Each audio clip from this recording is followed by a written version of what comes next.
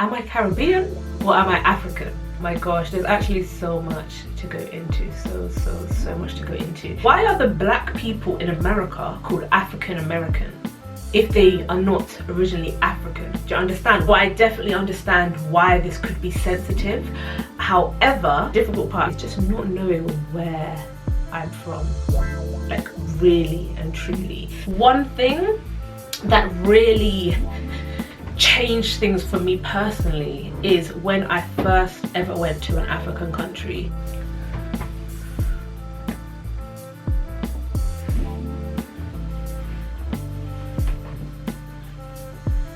Hello, oh my gosh, I am back. It has been a while since I've done a video, a young minute to say the least. And today, what are we doing today? So today we're actually doing something different. Today I'm coming here with a topic of discussion, and as you can see by the title, you know, I am here to discuss kind of just where I'm at and how I process being a black Caribbean woman of African descent. Now, in my opinion, this topic is so interesting. Like, there's so much to discuss here, all of which I will not be able to discuss in this video due to time constraints, and also just due to the fact that this isn't actually a conversation. I'm just speaking to a camera, you are watching this, but it's always nicer and better to have a full in-person discussion when it comes to these sort of things. But at the same time, I also just thought it is good to kind of, yeah, bring this topic to the forefront anyway. So recently, a few days ago, I kind of spoke about this topic on my Instagram, and I was encouraged to bring it to YouTube because on Instagram I had like a 2-minute, you know, I was talking about it on my stories, if you know anything about Instagram, and it, you know, it lasted for about 2 minutes, and there was a lot of positive feedback. People were really interested in the topic.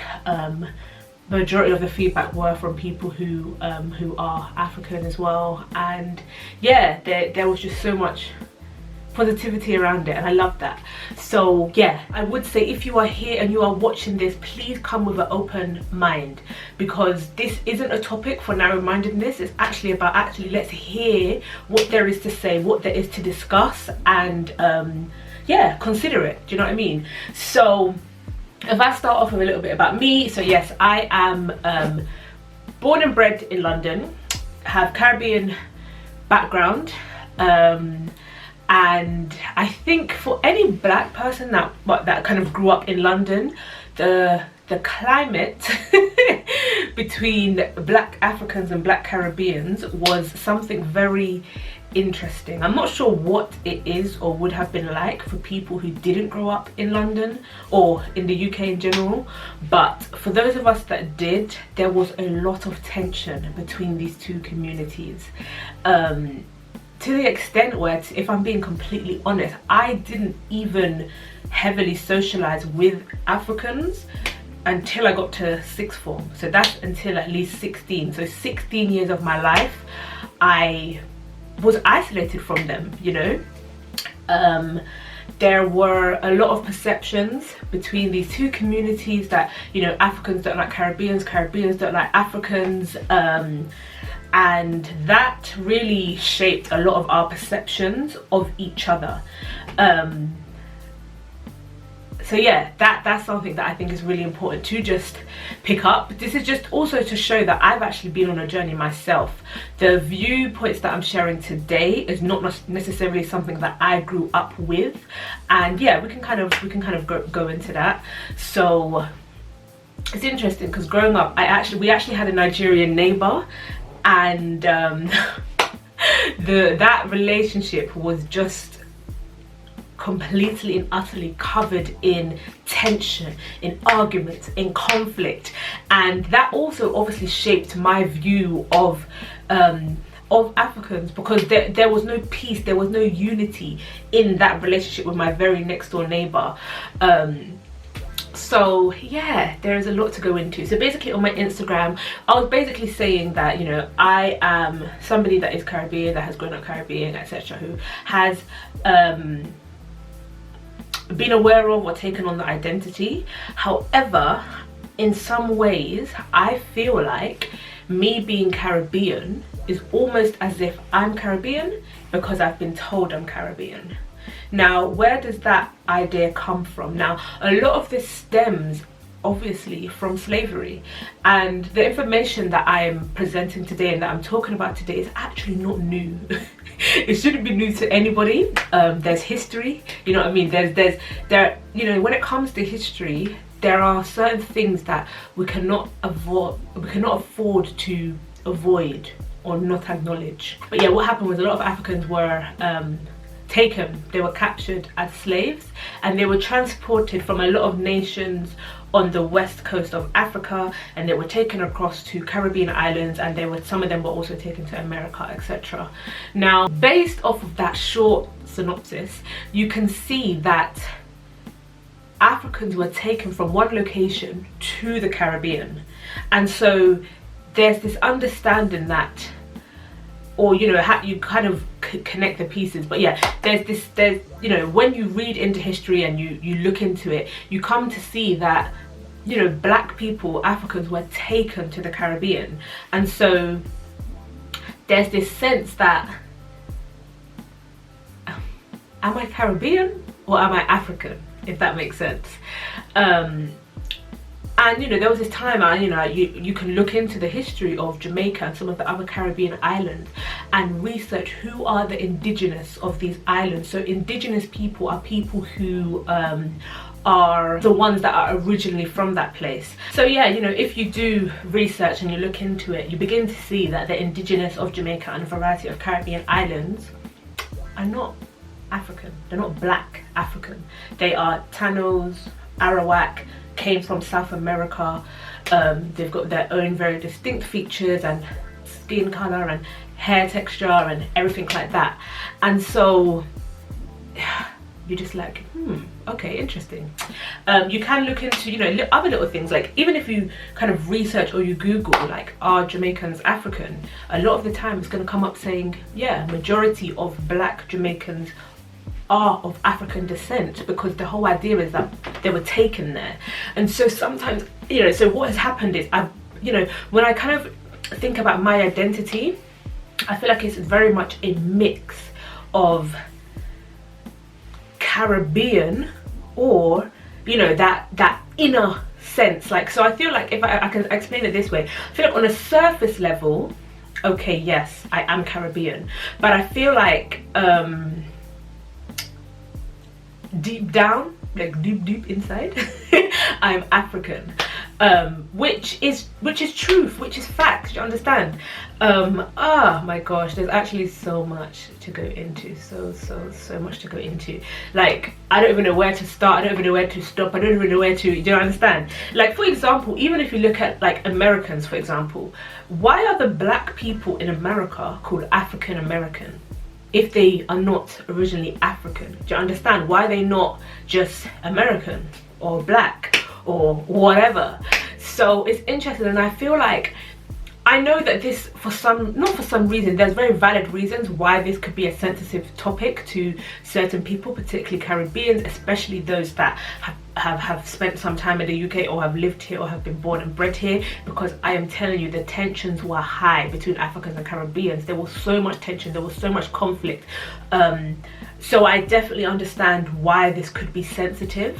However, I really just feel like it shouldn't be sensitive though, because it is the facts. And obviously there, you know, each and everyone would have to go on a journey to get to a place where they potentially feel comfortable with the facts and can accept certain things. But if you look at, so I was watching this documentary on, I think it's just black history in general, and they were talking about Sierra Leone. Now, what they shared is something that I wasn't really aware of. So obviously Sierra Leone is on the western coast of Africa. I believe the capital of Sierra Leone is a place called Freetown. Now, it's called Freetown because they actually released some slaves first in that area called Freetown. So what happened is, obviously African slaves, black people, were taken from Sierra Leone, transported across to America and the Caribbean islands. Now, there was a time where they actually took black people from Jamaica and brought them back to Sierra Leone, which is this place, Freetown. And it's very interesting because I came across some Sierra Leonean, I think that's how you say it, or some Ceylon people from, you know, that stay here in the UK, and a fair amount of them have very British surnames. And I would think to myself, because majority of people from Africa have an indigenous African surname, right, related to a tribe or whatever it is related to. And so I would say, like, I would kind of wonder, like, how come their name just has got this Britishness to it, do you know what I mean? And then when you connect that piece of history, that actually there were a lot of freed slaves taken back to Sierra Leone, you say to yourself, okay, well, this makes a bit more sense, because obviously when people were taken into slavery, their names were changed as a, you know, by whoever their slave master was. And it is so complex, so complex. And I think for me, the difficult part about this, like where I'm at in regards to, like, you know, identity, is the whole idea that when we were taken into slavery, we were taken to the Caribbean islands. And so, yep, great, amazing, I am Caribbean. And I think the difficult part, as I was saying, is just not knowing where I'm from, like, really and truly. Like, yeah, the Black Africans, they settled in Jamaica, but for me, there's a part of me that is like, I'm not really Jamaican, if that makes sense. Like, it's so hard to articulate, like, because genuinely I have nothing wrong with being Caribbean, but there's just that part of me that's still searching to know, like, not to know where I'm from, because I feel like I potentially never will, so I can just say, boom, I'm African, do you understand? I'm from West Africa or whatever. And I kind of relate it to, imagine if you've got somebody that's adopted and they kind of grow up with their adoptive family. Then there's the opportunity for them to get to know, like, their birth family. They still may want to know, like, where they're really from, but not disregarding the acceptance and the identity that they've gotten from their adoptive family, but kind of merging the two, if that makes sense. And I feel like that's very much where I'm at. Like, I feel like I'm very much able to embrace both cultures at this stage of my life, and I'm very happy with that. I feel like when it comes to, because there are some people, like Caribbean people, who will feel the way that I feel. There are some that maybe, for whatever reason, this won't sit right with them, and that's okay. Like, no one's here to force anyone to feel any particular way. I feel a large part of the large part of this not sitting right with some Caribbean people is because, you know, Caribbean people have built an identity, their own cultural identity, and it's, you know, your culture makes you who you are, so it's quite easy to hold on to that and to feel like, well, this is who I am, do you know what I mean? But I feel like there's nothing wrong with that, but even within that, you actually see that a lot of Caribbean identity and culture, which actually is rooted in African culture. So there's actually a lot of things, and this is why it's just important to read and to not kind of be closed-minded when it comes to certain things, because the more I actually interacted with Africans, the more I was able to see the similarities in the two cultures, you know, the Caribbean culture and then some African culture as well. There are some similarities in the food, just in the culture, in regards to the way that we deal with things and the way that we approach things. In some of the terminologies that we use, there's some similarities. For example, obviously I grew up eating rice and peas, grew up eating rice and peas as a Caribbean person, and then in university I made some friends who are Ghanaian, and so they introduced me to this dish called wache, and wache it looks quite similar to rice and peas. It's also rice and beans, they use black-eyed beans, and so, you know, I enjoyed it. It's so nice, and I'm eating this now and I'm thinking to myself, this is so similar to rice and peas, So one day anyway, I began to research the origin of rice and peas to come and see that it actually does originate from wache, which is interesting because actually they say that a lot of slaves that were captured from Ghana went to Jamaica. So it's kind of like you begin to see the connection, if that makes sense, and it just makes so much more sense the more you look into it. And my gosh, there's just so much, there's so much. And I think for me, like, one thing that really changed things for me personally is when I first ever went to an African country. So in 2015 I went to Uganda for the first time. For those of you that may not be aware, Uganda is located in East Africa, and the feeling the feeling of going to an African country, being surrounded by so many black people, so many beautiful black people, was something I never anticipated feeling, especially coming from a background where I'm Caribbean and where there's been so much tension between Caribbeans and Africans. That feeling was something I can't even explain. I think, to be honest, if you are Caribbean and you have not been to Africa, it is something to do. I know of so many Caribbeans that are moving to places like Ghana, that are taking it upon themselves to visit Africa. There's a lot of African Americans that are migrating to Africa, and it's a beautiful thing. It really is a beautiful thing. And I think, yes, I'd got to Uganda, and the funny thing is, obviously, when it comes to understanding the history in regards to black people in the Caribbean, we would be aware that most I think we could just say the majority of slaves were taken from Western Africa. So I wasn't even necessarily expecting to feel any sense of feeling at home in East Africa, because, you know, it's completely different area, if that makes sense. However, I cannot explain the way how I felt like I am home, and that was something for me, because I've spent my whole life here in the UK, but I've never felt like this is home. It's like, okay, this is where I am, but that's just that, if that makes sense. So I've gone to this place, don't know nobody don't know me, but the inner parts of me was like, I feel like I am home amongst Africans, if that makes sense. I feel like I'm getting a bit emotional right now, so I need to. So yeah, I was like, I feel like I'm at home. And I think the first time I went for 2 weeks, and there was some hunger in me to go back. I need to go back. I need to, you know, reconnect with that land. I need to be in that place. And I think, yeah, that was when things really started to shift for me internally in regards to my identity and who I am personally, Shanika, as a black person, Caribbean of African descent.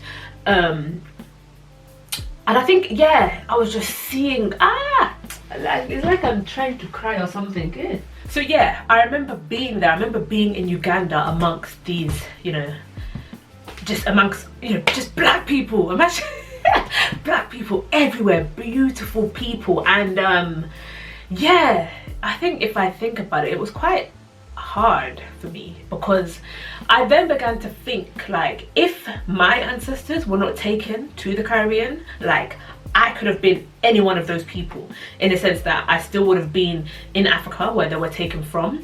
And, you know, I saw a lot of struggle there. I saw a lot of hardship, and I just thought to myself, like, yeah, I saw myself in them, if that makes sense. I saw their struggle and my heart ached, because I was like, this could have been my struggle. I think at that point it really occurred to me that, like, like, your girl don't know where she's from. Like, if that makes sense. Like, it just really occurred to me that there was a time where those people that I was seeing would have been part of my ancestry, would have been, my bloodline extends to that, if that makes sense. So yeah, you know, things definitely changed for me after actually going to Africa and having that innate sense of, I feel at home. I've been a number of times since, and yeah, so, you know, for me, my heart's desire is to continue exploring Africa, continue to connect with my Africanness. Yeah, it's a lot. It is really a lot, you know, it really is a lot. I really didn't even go into much in regards to some of the other similarities, but yeah, even just little things, like, for example, in the Caribbean, like Jamaicans, I'm very used to eating fried dumplings. Now, when I started to interact with Africans, I realized that they have very similar things. So Ghanaians, they eat bofrots, Nigerians have puff puff, Ugandans eat mandazi, and some of the other East African countries. And so you're like, oh wow, that's interesting. Like, it's little, but it's interesting, if that makes sense. Like, but yeah, there's other similarities in regards to language and terminologies used. As I mentioned, in Jamaica they speak Patois, in Nigeria and some other West African countries they speak Pidgin English, and so some of the very words that are used in these languages are so similar. In Patois they say picney, in Pidgin they say pickin, and it's like, how can those words be so similar with the same meaning? There's even other people that have seen that some of the Patois words actually come from particular words from Igbo tribe and from the Ashanti region in Ghana, and so it's very interesting to see that actually there's that very possibility that these things trickled down from the Africans who were on the island, if that makes sense. So yeah, I think also part of this conversation is people of African origin also holding space for us Caribbeans and also for African Americans who are willing to further explore their African roots. As I said, I know, you know, if you Google it, if you go on YouTube, you will see that loads of African Americans are moving to Ghana. There's a lot of Jamaicans moving to Ghana, and yeah, there are those of us that have that desire to connect with our African roots, and so yeah, it's actually important for Africans to welcome that. And for me personally, in my experience, I have been welcomed with open arms by Africans. Obviously I'm married to one, so you guys are aware of that, but even way before I met my husband, there were so many African friends that I have made, and there was no animosity, there was no tension, and it made me realize that a lot of my perceptions of Africans were shaped by what I was told, and I hadn't actually given myself the opportunity to experience connecting with them for myself. But anyway, I think I'm gonna end this here. Like, there's so much to say. Like, this is just the tip of the iceberg, just touching on a few different areas and just kind of where I'm at, how I'm processing things. For some of you, I know that you may relate to some of the things I'm saying. To others, this may be an area that you may not necessarily have explored. Maybe to others you might feel quite happy, comfortable and confident in your own Caribbean or African American identity, and that's fine. I just want to add as well, like, if you are like of African origin, and yeah, if you are of African origin, I would just say, like, embrace your roots. You have something that a lot of black people don't have. Like, you have that direct link to your culture, your history, your roots, who you truly are.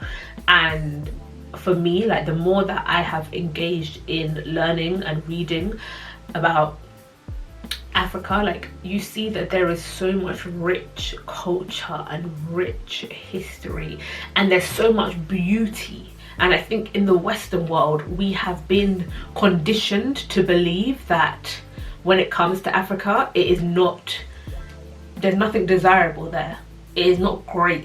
Do you know what I mean? Whereas there's so much greatness. Like, if you look into the history, oh gosh, do you know what I mean? And I just think it's important, like, if you have that access to embrace it. Like, go back to that place where you're from, spend time there, get to know it for yourself as an adult or as a young adult, if you can. You know what I mean? Utilize that language, because all of these things were stripped away from those slaves that were taken. You see? Now the water is in my eyes again. And yeah, I guess one of the reasons why I say that, why I'm saying this, is because all of those things that I have just mentioned were stripped away from the slaves that were taken and transported to the Caribbean. And so for me, I know what it's like to not have access to these sort of things at all, whereas for you guys it is at your fingertips. And so yeah, I just truly encourage you to connect with that, like, actually connect with it. As even imagine, like, our names were taken from us, and so obviously I grew up with these British surnames. And if you look into the history of the surnames that I were given, one is from Wales and one is from Scotland. And it's like, I'm not from those places, if that makes sense. So why do I carry that surname? There was even this time when, obviously I don't have that now. I have my marital surname, which is Nigerian of Edo origin, but there was even a time where somebody from the Eastern African region had said to me, oh, you know, you've got such a lovely surname. And I thought to myself, what is lovely about my surname?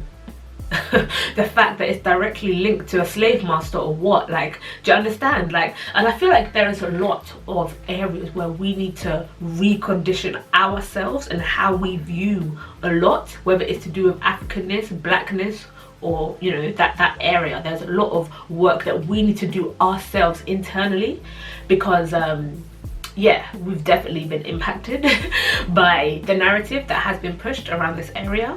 But yeah, I'm just gonna stop it here. Thank you so much for watching. I hope this has been useful and has just given you food for thought. Yeah, thank you guys, and we shall see you next time. Goodbye. Hello. Hi. Okay. Gonna be in my video. You're fine, you're fine. I've started, it's 16 minutes in. I like the way your hair is done. Yeah, looking nice and fresh and sweet. Yeah?